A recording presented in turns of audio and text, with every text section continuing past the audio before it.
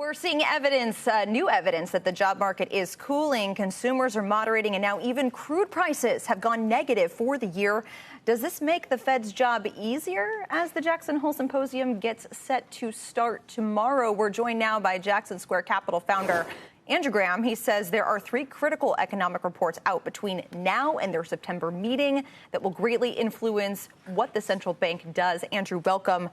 Given what we know at this point in time, 25 basis point cut, that's your base case at this point? Yeah. I think they move incrementally as usual. I don't think they're going to change their personality overnight. You would need to see a pretty bad August payroll number on September 6th in order to generate something larger than that. They don't want to cut 50% for a lot of reasons, but one of which, of course, just signaling that things are weaker than they appear to be.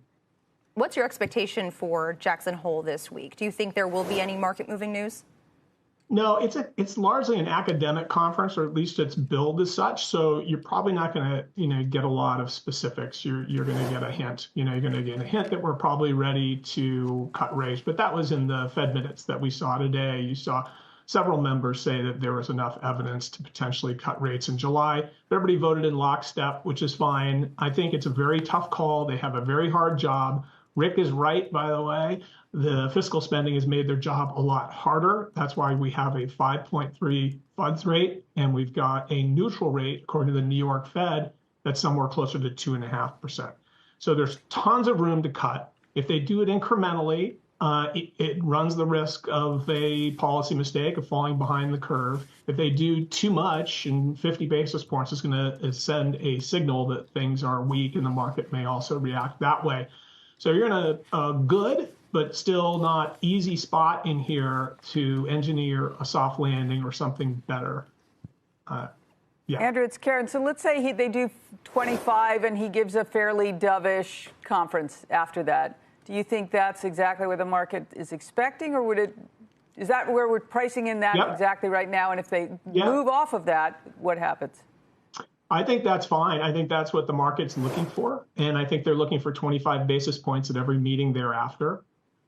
Something that suggests that they're not going to move in sort of a sequential manner, I think would be a negative, and markets would probably sell off on that.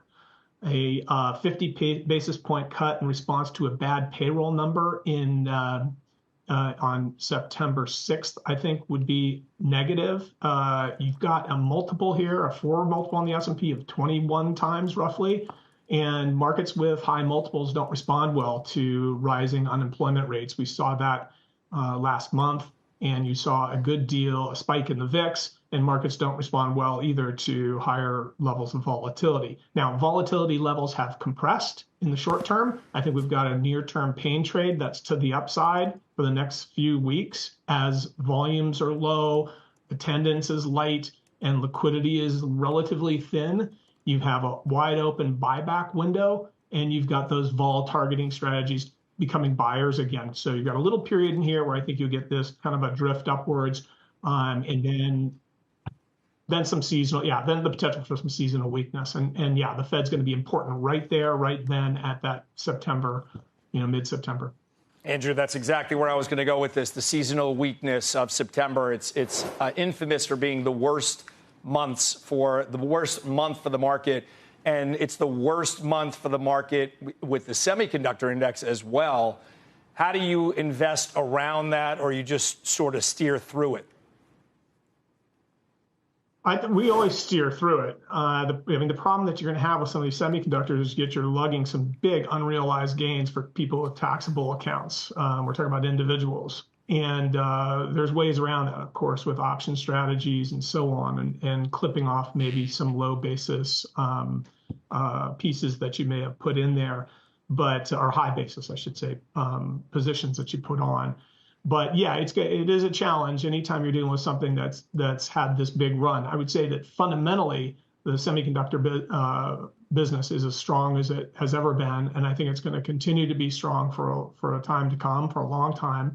And you've got to make a decision whether or not you're going to maneuver around that, whether it's based on seasonality or it's based on maybe a bunch of Fed rate cuts and the fact that other equity segments of the market are going to be relatively more attractive. When the Fed starts cutting interest rates, cyclical stocks become more attractive, small cap stocks become more attractive, and those are the stakes here. We're talking about a Russell 2000 that vastly underperformed the S&P 500 over the last 2 years. There's at least 40 percentage points of potential outperformance that could come from a cyclical recovery. So that's the Goldilocks scenario. You get some Fed easing cycle, and you've got higher Russell 2000, and cross markets like copper prices are also going up. That's something to follow.